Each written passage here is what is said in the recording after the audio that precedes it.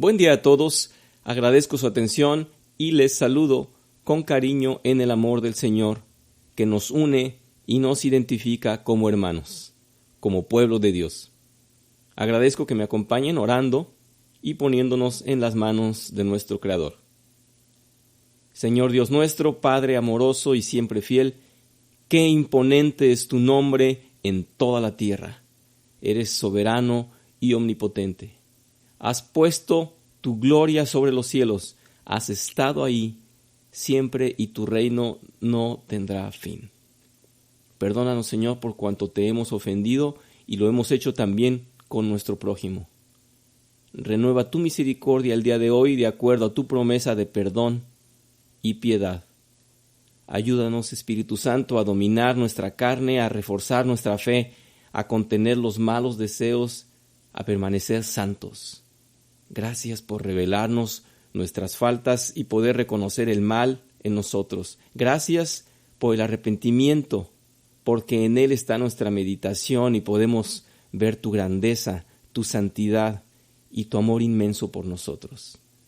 Gracias, Padre, por habernos rescatado de la muerte que merecíamos y darnos una vida eterna en ti. Oramos a ti y pedimos de tu constante piedad por tu pueblo, por tus hijos que estamos resguardados en ti, y te rogamos que nos alientes en los momentos de dificultad. Oramos por los que lloran y sufren dolor, por nuestros hermanos en cualquier lugar en que se encuentren, para que refuerces su fe. También oramos por los que caminan en la oscuridad y no encuentran paz, por los que viven sin ti. Queremos pedirte el día de hoy particularmente por iluminación en esta clase y con el deseo, Señor, de que tu palabra y tu mensaje sea el que se manifieste aquí y aprendamos a seguir el camino con las instrucciones citadas en la Biblia, que es tu revelación y alimento a nuestras vidas. Haz, Señor, tu obra por medio de nosotros. Te lo pedimos en el nombre de nuestro Señor y Salvador Jesucristo. Amén.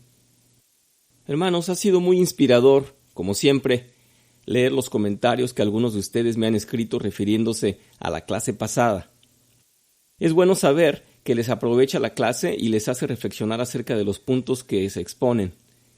Respecto al tema de las herencias que se ha hablado, hubo dos muy buenas aportaciones. Una de ellas dice que ojalá todos los hermanos o las partes involucradas en el conflicto de una herencia pudieran leer este método, o al menos el capítulo 11, para estar en la misma voluntad y seguir la estrategia pacificadora de velar por los intereses de los demás. Dicen que así sería más fácil y así nos evitaríamos de mucho sufrimiento y muchas penas. Pero por supuesto que quisiéramos compartirles los recursos y las estrategias santas a todos, porque esa es la voluntad de Dios. No solamente en el conflicto que nos interesa en lo particular, pero también y sobre todo llevarles el Evangelio, que es nuestra meta más importante. Que tengan la esperanza viva, que tengan el consejo perfecto, que es el de Dios. Claro que si todas las partes del conflicto tuvieran un deseo de ser equitativos, el desenvolvimiento de la negociación podría llevarse de maneras armoniosas. Sin embargo, no hay que desanimarse, puesto que justamente nuestra tarea es llevarlos a ese punto. El método nos ha explicado paso a paso cómo es que con sabiduría y lo que yo llamo una estrategia santa, podemos dirigir la negociación a rumbos mejores y llevados todos por la vía más conveniente y menos bélica. Recordemos que no estamos solos en ningún momento y nuestro Dios está obrando. El otro comentario que me hicieron es también interesante y tiene razón en lo que expresa. Dice el hermano que sí ha pensado en el asunto de la herencia luego de escuchar la clase y que va a hacer su testamento de la manera más equitativa posible. Sin embargo, me dice que lo que más le ha impactado es darse cuenta de que él no ha tenido la sabiduría de educar a sus hijos para que resuelvan sus conflictos de manera táctica y sabia, de forma pacífica y mucho menos santa. Confesó que se ha puesto a temblar imaginando que sus hijos algún día pudieran hacerse daño entre sí y que él no estuviera ya ahí para ayudar a resolver o a disolver el conflicto y pacificar. Él dice que quiere ir enseñando a sus hijos a tomar recursos santos para ser cooperativos y no competitivos. Reconoce que sus hijos no han tenido en él un ejemplo como padre de alguien que sepa lidiar con los conflictos de manera sabia. Yo le digo, y se los comento aquí a ustedes porque el propósito es compartir y retroalimentarnos, que para todos es así. Nadie nace sabiendo solucionar problemas. Todos vamos por la vida tropezando, cayendo, levantándose, aprendiendo. Es muy bueno darnos cuenta de cómo somos en las buenas y en las malas, cómo llevamos los problemas a soluciones muchas veces por la fuerza o no los afrontamos. Es tan malo no afrontarlo como ser violentos y agresivos. Ya lo decíamos la semana pasada. Así que como padres de familia sí debemos de ver esto seriamente. Pero yo les invito a que en lugar de frustrarse o de caer en la autocompasión y lamentarnos por nuestro mal hacer en el pasado, hagamos a partir de hoy un plan de aprendizaje de cada conflicto y recurramos a los puntos que se enlistan en este método. Y sí, tenemos cada día de nuestras vidas a partir de ahora para aprender practicando las negociaciones cooperativas. Ello va a verse reflejado en nuestro carácter y en la manera en cómo respondemos al prójimo, incluyendo la esposa, el hijo, los amigos, el jefe, etc. De ahí aprenderán nuestros hijos por un ejemplo vivo y verán testimonio en nuestros logros. Y por supuesto que la misión de los padres es llevar a los hijos por el mejor camino, el que cansa menos, el que deja menos heridas. Claro que queremos dar a nuestros hijos los recursos y las estrategias que aprendemos día con día. Si está pensando igual que desea una herencia equitativa para sus hijos, entonces considere este aprendizaje como parte de esa herencia. Hermanos, nuestro Padre que está en el cielo, amoroso y generoso, nos da las estrategias porque nos ama. Y Él nos dice que un padre no le da a un hijo una serpiente cuando le ha pedido un pez. Creo que el mensaje está claro. Hemos de transmitir los mejores consejos e instrucciones a todos por amor y obediencia a nuestro Dios. Nuestros hijos van a aprender de cómo crecemos, de cómo logramos de mejor manera nuestras metas, de cómo salimos adelante en los conflictos. Ellos están aprendiendo en un ejemplo muy claro que les estamos dando. Y por otra parte, nuestro hermano Hugo ha señalado un punto interesante. En algún momento hemos dicho que hay que aprender a tratar con nuestro contrincante o nuestro oponente. Y Hugo señala que cuando se trata de nuestra familia, específicamente la esposa, pues no es un oponente, ya que es una misma carne. Sí, tiene razón, hay términos que serán más apropiados. Él sugiere que se diga mejor la contraparte en el conflicto, y está muy bien. A fin de cuentas, lo que trata de decir el método es que hay un conflicto, dos partes que piensan diferente, que buscan llegar a un acuerdo, y es así. Muchas gracias, Hugo, muchas gracias a los hermanos que han escrito por sus comentarios, anónimos o no, pero son muy bienvenidos y de provecho. Ahora continuemos con el capítulo próximo, que es el número 12. Este es ya el último capítulo del método y estaremos concluyendo muy pronto. Dice así, capítulo 12. Venza el mal con el bien. Romanos 12:21 dice, no te dejes vencer por el mal. Al contrario, vence el mal con el bien. La pacificación no siempre sale tan bien como nos gustaría. Si bien algunas personas se reconcilian de buen grado, otras se muestran empecinadas y actúan defensivamente, resistiéndose a nuestros esfuerzos por ser reconciliados. A veces hasta se vuelven más hostiles y encuentran nuevas formas de frustrarnos o maltratarnos. Nuestra reacción natural es responder a esta clase de personas atacándolas o al menos dejando de hacerles algo bueno. Sin embargo, como hemos visto a lo largo de este libro, Jesús nos llama a tomar un curso de acción asombrosamente distinto, un rumbo diferente, una manera distinta de hacer las cosas. En Lucas 6, del 27 al 28, dice: «Pero a ustedes que me escuchan les digo, amen a sus enemigos, hagan bien a quienes los odian, bendigan a quienes los maldicen, oren por quienes los maltratan». Un poco más adelante dice en Lucas 6, versículos del 35 al 36. «Así tendrán una gran recompensa y serán hijos del Altísimo, porque Él es bondadoso con los ingratos y malvados. Sean compasivos, así como su Padre es compasivo». Desde la perspectiva del mundo, este enfoque parece ingenuo y parece admitir la derrota. Pero el apóstol Pablo tenía un mejor criterio. Había aprendido que los caminos de Dios no son los caminos del mundo. También entendía el profundo poder que tenemos a través de Cristo. Cuando estuvo sometido a ataques personales intensos y repetidos, describió su respuesta con estas palabras.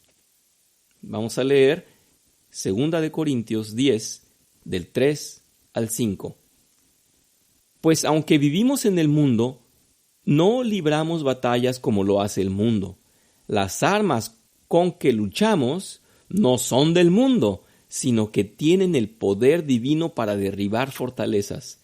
Destruimos argumentos y toda altivez que se levanta contra el conocimiento de Dios, y llevamos cautivo todo pensamiento para que se someta a Cristo». El apóstol Pablo se dio cuenta de que un verdadero pacificador está guiado, motivado y facultado por su identidad en Cristo. Esa identidad está basada en la fe, en la promesa más asombrosa que hayamos podido escuchar jamás. Dios ha perdonado todos nuestros pecados y ha hecho las paces con nosotros a través de la muerte y resurrección de su Hijo.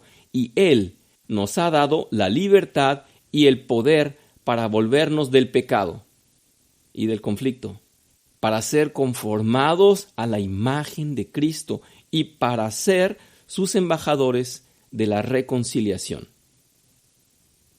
Vamos a leer 2 Corintios 5, versículos del 16 al 20.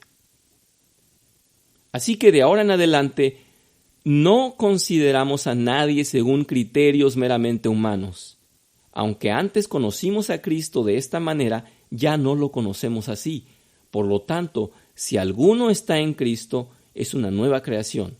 Lo viejo ha pasado, ha llegado ya lo nuevo. Todo esto proviene de Dios, quien por medio de Cristo nos reconcilió consigo mismo y nos dio el ministerio de la reconciliación. Esto es, que en Cristo Dios estaba reconciliando al mundo consigo mismo, no tomándole en cuenta sus pecados y encargándonos a nosotros el mensaje de la reconciliación.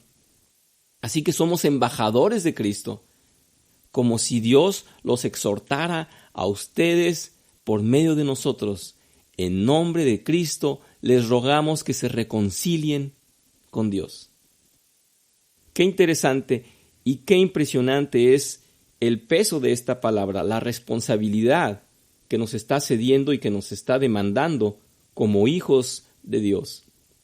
Nos está recordando el precio de la gracia, el precio de nuestras almas pagado por Cristo, lo grande que ha sido Dios al reconciliarse con nosotros a través de su Hijo y en su Hijo darnos a nosotros este encargo, ese ministerio, el ministerio de la reconciliación.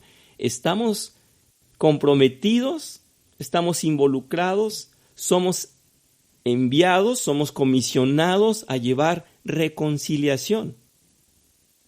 Alguien me comentaba, qué bueno está el método, me va a servir.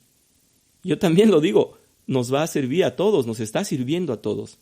el trabajar en la reconciliación y disolver conflictos, pero no es con la finalidad de nuestra comodidad, de nuestra facilidad de vivir, de que nosotros seamos simplemente, así como suena, beneficiados. Desde luego que somos beneficiados porque estos consejos santos y el propósito de reconciliar es una bendición inmensa y es un regalo inmenso que ha hecho Dios para su pueblo. Pero ahora veamos la aplicación, que es mucho más allá de lo que está a nuestra vista. La aplicación en el mundo. Nosotros somos, dice aquí, embajadores. Somos los que vamos a reconciliar. Somos los que hemos sido enviados para traer reconciliación al mundo. Reconciliación con Cristo. Ser reconciliadores, no problemáticos. No hijos que damos problemas, sino hijos que traemos soluciones y las manifestamos delante de todos los demás. Debemos ser el cuerpo de Cristo actuando en el mundo, la sal del mundo, la luz del mundo. Somos y debemos ser reconciliadores. Ese es el encargo, esa es la misión, ese es el compromiso. El método dice, es el darnos cuenta de quiénes somos en Cristo lo que nos inspira a hacer la obra antinatural de morir a nuestro yo, confesar el pecado, encarar los agravios de los otros amablemente, dejar de lado nuestros derechos y perdonar heridas profundas, aun cuando las personas persistan en oponerse a nosotros o maltratarnos. Pablo entendió también que Dios nos ha dado armas divinas para usar nuestra búsqueda de la paz.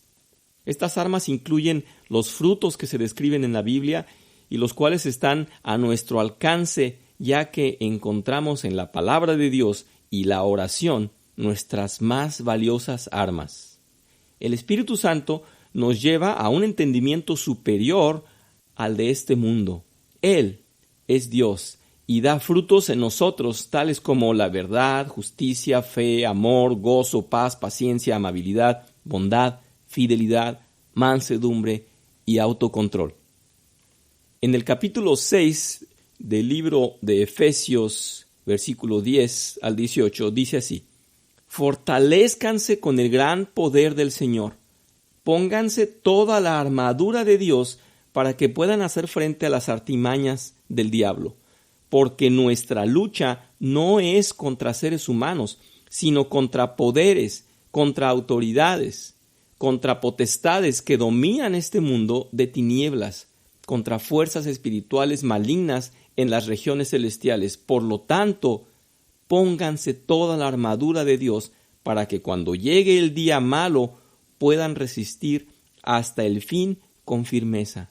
Manténganse firmes, ceñidos con el cinturón de la verdad, protegidos con la coraza de justicia, calzados con la disposición de proclamar el evangelio de la paz. Además de todo esto, tomen el escudo de la fe, con el cual pueden apagar todas las flechas encendidas del maligno. Tomen el casco de la salvación y la espada del Espíritu, que es la palabra de Dios. Oren en el Espíritu en todo momento, con peticiones y ruegos.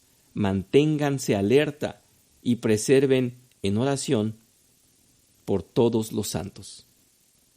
Vemos que en el versículo 15 se nos dice: calzados con la disposición de proclamar el evangelio de la paz.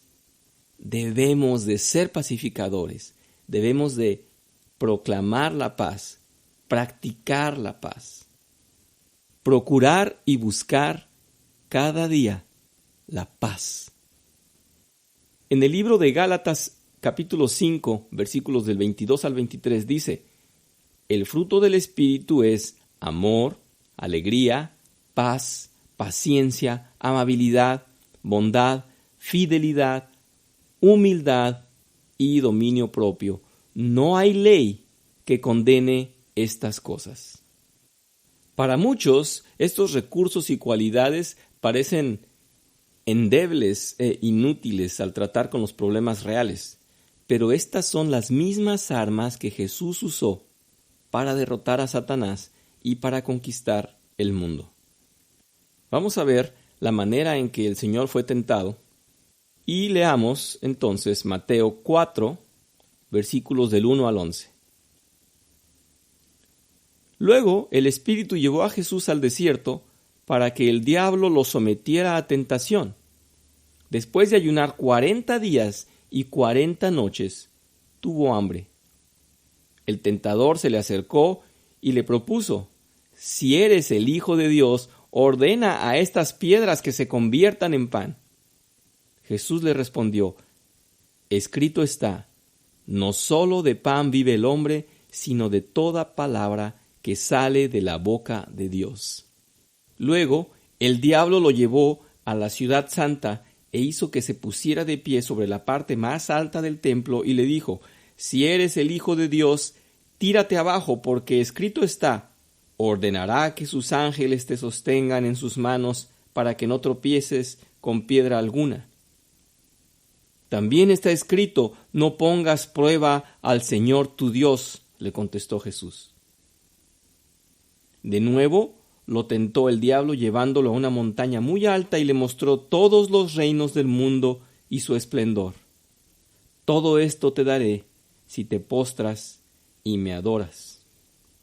Vete, Satanás, le dijo Jesús, porque escrito está: adora al Señor tu Dios y sírvele solamente a Él. Entonces el diablo lo dejó y unos ángeles acudieron a servirle. Por supuesto que podríamos hablar mucho en todos los elementos que están aquí dentro de la tentación a nuestro Señor, pero solamente haremos el acento en lo que el autor está sugiriendo, y es la paz, la mansedumbre, la tranquilidad con la que el Señor se está defendiendo y está frenando el ataque del enemigo. Enseguida tenemos la otra cita en Mateo 11, versículos del 28 al 30. Vengan a mí todos ustedes que están cansados y agobiados, y yo les daré descanso. Carguen con mi yugo y aprendan de mí, pues yo soy apacible y humilde de corazón, y encontrarán descanso para su alma, porque mi yugo es suave y mi carga es liviana. Ahora en el capítulo 14 de Juan, versículos del 15 al 17, el Señor Jesús dice: si ustedes me aman, obedecerán mis mandamientos, y yo le pediré al Padre, y Él les dará otro consolador para que los acompañe siempre, el Espíritu de verdad, a quien el mundo no puede aceptar porque no lo ve ni lo conoce, pero ustedes sí lo conocen, porque vive con ustedes y estará en ustedes. Dado que Jesús escogió usar estas armas en vez de recurrir a armas del mundo, nosotros deberíamos hacer lo mismo. Romanos 12, del 14 al 21, describe cómo debemos comportarnos cuando usamos esas armas espirituales, especialmente al tratar con personas que se nos oponen o nos maltratan. Bendiga a quienes los persigan, bendigan y no maldigan. Alégrense con los que están alegres, lloren con los que lloran, vivan en armonía los unos con los otros. No sean arrogantes, sino háganse solidarios con los humildes. No se crean los únicos que saben. No paguen a nadie mal por mal. Procuren hacer lo bueno delante de todos, si es posible, y en cuanto dependa de ustedes, vivan en paz con todos. No tomen venganza, hermanos míos, sino dejen el castigo en las manos de Dios, porque está escrito: mía es la venganza, yo pagaré, dice el Señor. Antes bien, si tu hermano tiene hambre, dale de comer. Si tiene sed, dale de beber. Actuando así, harás que se avergüence de su conducta. No te dejes vencer por el mal. Al contrario, vence el mal con el bien. Este pasaje muestra que Pablo entendía el clásico principio militar de que la mejor defensa es una ofensiva eficaz. Él no propiciaba una respuesta pasiva al mal. En cambio, enseñaba que debíamos ir al ataque, no para derribar y destruir a nuestros oponentes, sino para ganarlos, para ayudarlos a ver la verdad y para traerlos a una relación correcta con Dios. Según indica este pasaje, hay 5 principios básicos que contribuyen a una ofensiva victoriosa. Ya nos hemos referido a la mayoría de estos principios en los capítulos anteriores, pero ahora volveremos a considerarlos para ver cómo podemos usarlos con personas que se han resistido persistentemente a nuestros esfuerzos por hacer las paces. Todo esto, hermanos, debe servirnos como un aviso, como un consejo en cuanto a nuestra firme postura como hijos de Dios. Es asombroso ver cómo en algunas consejerías, siendo testigos de algunas situaciones entre los hermanos, entre el pueblo de Dios, o simplemente en alguno de ustedes, o cuando algún cristiano se enfrenta con alguien del mundo también. A veces escuchamos que nos dicen, bueno, yo soy cristiano, yo soy creyente, yo soy hijo de Dios, pero es que me colmó la paciencia y tuve que ser grosero y tuve que decir malas palabras y tuve que amenazarlo, tuve que insultarlo.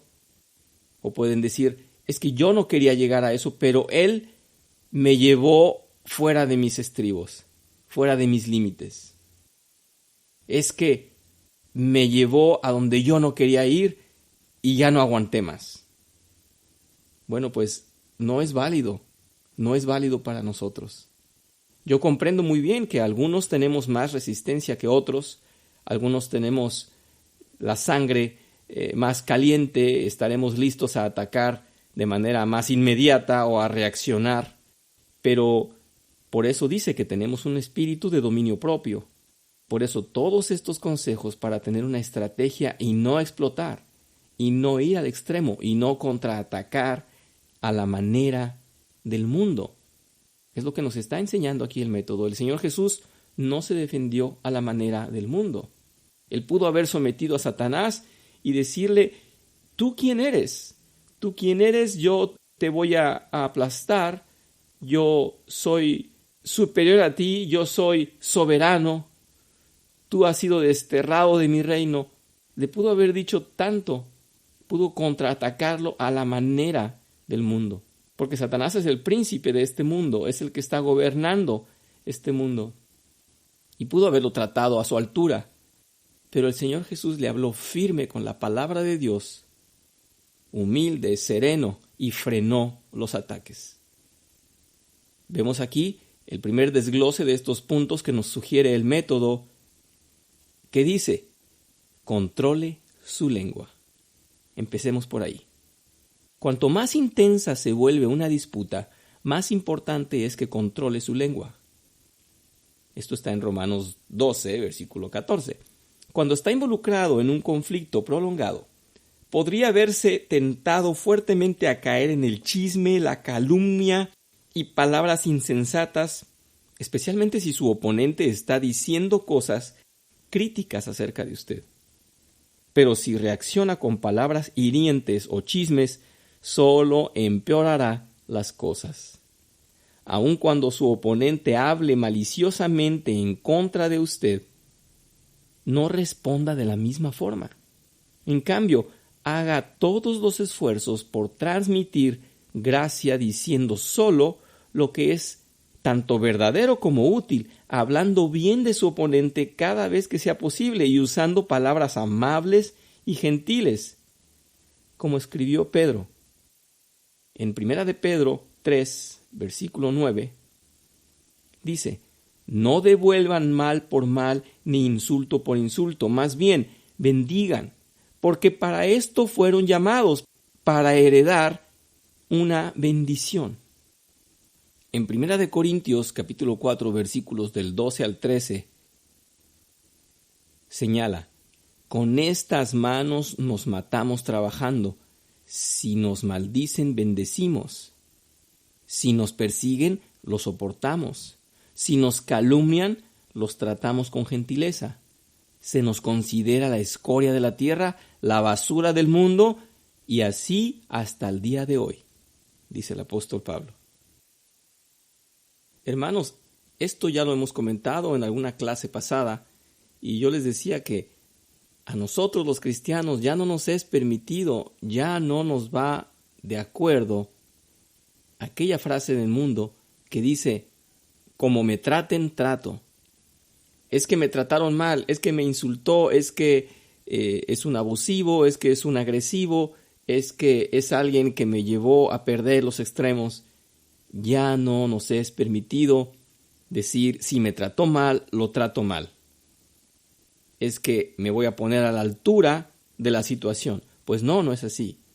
Tenemos que mantenernos fríos, sabios, muy moderados y transformar eso que viene de mal contra nosotros y devolverlo como un bien. Pero además nos está hablando aquí el autor de que ello no solamente va a manifestar una humildad en nosotros, una paciencia, una confianza en que Dios está tomando control de las cosas, sino que también nos sirve como una estrategia para analizar la situación, mantenernos siempre cuerdos, siempre sabios, maduros, pasivos, a fin de tener el control de la situación. Porque el que pierde el control se sale de los límites de los entendimientos, de toda manera racional de actuar, y no trae nada productivo. Muy probablemente se va a enterrar en más problema, en más dificultad. Se está involucrando más en ser agresivo, en aplastar al otro, en dañar al otro. Nos conviene pues estar fríos, estar frescos, mantenernos ahí, calculando y recibiendo para tener control y dominio, un buen dominio, un dominio en humildad, en paciencia, en amabilidad. Por eso es que dicen los apóstoles, si nos tratan mal, ahí estamos aguantando. Si nos persiguen, los soportamos. Si nos calumnian, los tratamos con gentileza. No podríamos dejar de leer el mensaje del apóstol Santiago respecto al dominio de la lengua. En Santiago 3, versículos del 3 al 12, cuando ponemos freno en la boca de los caballos para que nos obedezcan, podemos controlar todo el animal. Fíjense también en los barcos. A pesar de ser tan grandes y de ser impulsados por fuertes vientos, se gobiernan con un pequeño timón a voluntad del piloto. Así también la lengua es un miembro muy pequeño del cuerpo, pero hace alarde de grandes hazañas. Imagínense qué gran bosque se incendia con tan pequeña chispa. También la lengua es un fuego, un mundo de maldad. Siendo uno de nuestros órganos, contamina todo el cuerpo y, encendida por el infierno, prende a su vez fuego todo el curso de la vida. El ser humano sabe domar y, en efecto, ha domado toda clase de fieras, de aves, de reptiles y de bestias marinas, pero nadie puede domar la lengua. Es un mal irrefrenable, lleno de veneno mortal. Con la lengua bendecimos a nuestro Señor y Padre, y con ella maldecimos a las personas creadas a imagen de Dios. De una misma boca salen bendición y maldición. Hermanos míos, esto no debe ser así. ¿Puede acaso brotar de una misma fuente agua dulce y agua salada? Hermanos míos, ¿acaso puede dar aceitunas una higuera o higos una vid? Pues tampoco una fuente de agua salada puede dar agua dulce. Muy claro el exhorto del apóstol Santiago, diciéndonos que la lengua hay que dominarla. Es parte esencial en estos puntos que nos presenta el método. Además de impedir ofensas futuras, al controlar su lengua puede ayudar a mantener una actitud amorosa y una perspectiva precisa de su situación. Como resultado, usted tenderá a pensar y comportarse de forma más sabia y constructiva que si se dedicara a toda clase de palabras críticas. En vez de minar el progreso adicional, usted estará preparado para aprovechar nuevas oportunidades para el diálogo y la negociación. Como vemos, es toda una estrategia. Además de que Dios lo demanda como santidad, el frenar la lengua, el no insultar, el no responder como nos atacan, tiene una utilidad desde la perspectiva del autor que nos aconseja: usted se mantendrá fresco, consciente de su situación. Usted va a preservar todo eso que ha construido en generosidad, en armonía, en buena disposición, y no lo va a echar a perder. Usted seguirá preparado para una continuación favorable, dejando pasar la ofensa, frenando la lengua. Es parte de la estrategia, es sabiduría de Dios que nos mantengamos fríos, sin responder, sin reaccionar. La demanda es muy alta, seguimos diciéndolo, a cada capítulo lo he comentado, se nos demanda fuera de nuestra naturaleza y podemos hacerlo porque tenemos al Consolador. Nos están citando aquí, por eso el Señor Jesús estaba diciendo: resistan, les voy a enviar al Consolador y Él estará con ustedes y estará en ustedes. Si está en nosotros, podemos aplicarlo, podemos utilizarlo, podemos servirnos de los frutos de ese espíritu para hacer frente a los ataques del enemigo.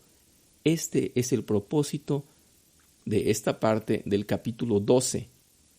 Como hemos visto, el primer punto es controlar la lengua. Hasta aquí vamos a ver el día de hoy.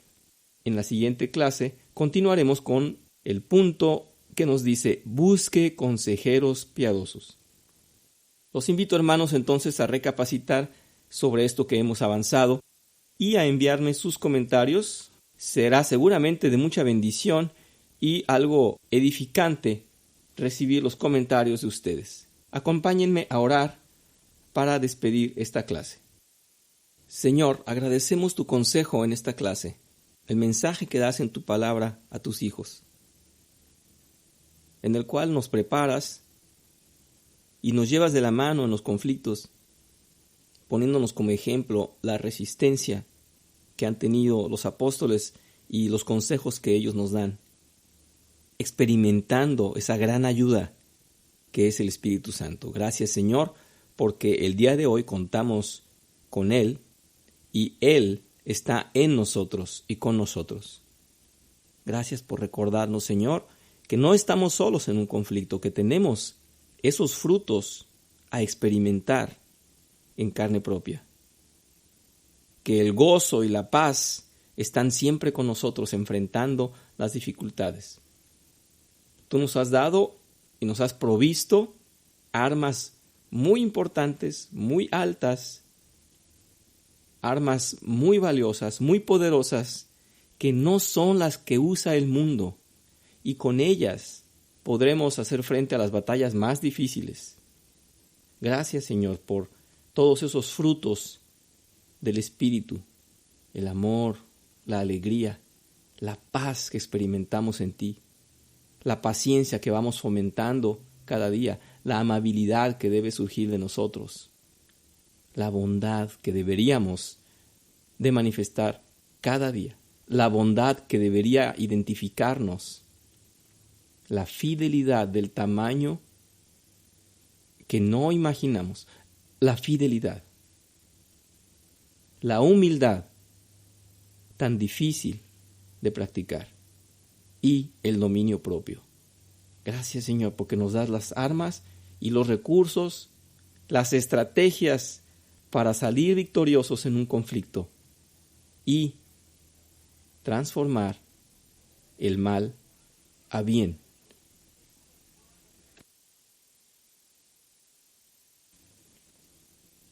Y combatir el mal con el bien. Te pedimos, Señor, que esta clase sea de provecho para nosotros que podamos aplicar lo que hemos reconocido, que podamos aplicar lo que hemos aprendido el día de hoy, que podamos recordar siempre